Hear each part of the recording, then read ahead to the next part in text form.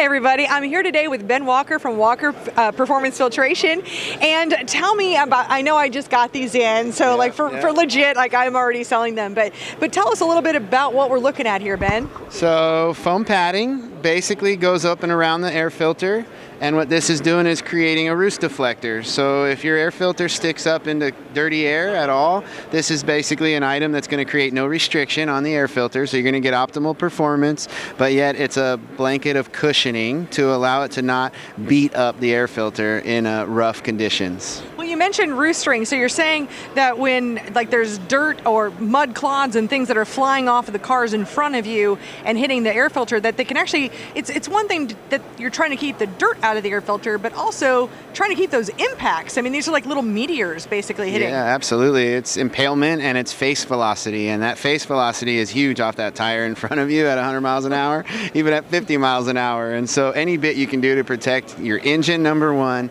but your air filter, number two, that's basically what this is. It's just an add-on, bolt-on part that slips over and protects the filter. Well, you know, for a long time, we've gotten the questions of, like, when do you use a prefilter? And actually an article on our website for 5 years has been that when you're in just regular dusty conditions, you don't want to use a pre-filter because it's really going to give you some air restriction.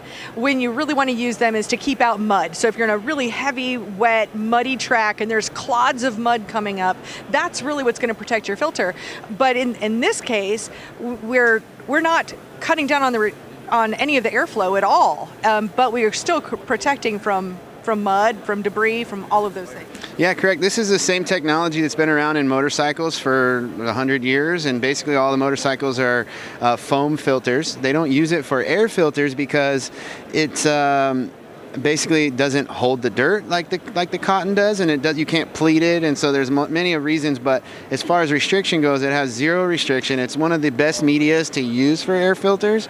But the reason we fold those filters and fold the filters and put the pleats in there is to give it dust holding capacity. And with a pre-filter, traditionally, you don't have any surface area to give it dust holding capacity. And so in your traditional dusty environment, it does affect what the filter's trying to do, which is filter, because it's a screen on the outside. But with this is thick enough and big enough to not only handle the dirt, it will not get dust loaded on. You know, it's used to dirty environments, but it's also cleanable. So you can reuse it week after week and not have to replace it, and then also extending the life of your filter. So I think it's a win-win. I do too, and it's also a lot cheaper than a filter because we've got a less expensive item on the outside to protecting our investment of our filter on the inside. Yeah, absolutely. Yeah, I think it's around $35 retail, and you know, the filter's $99. So when you look at, I could buy 2 or 3 of these instead of, you know, one filter as often, and it's going to extend the life of the filter, also give you that sense of security you need in dirty, dusty environments to not have impalement occur.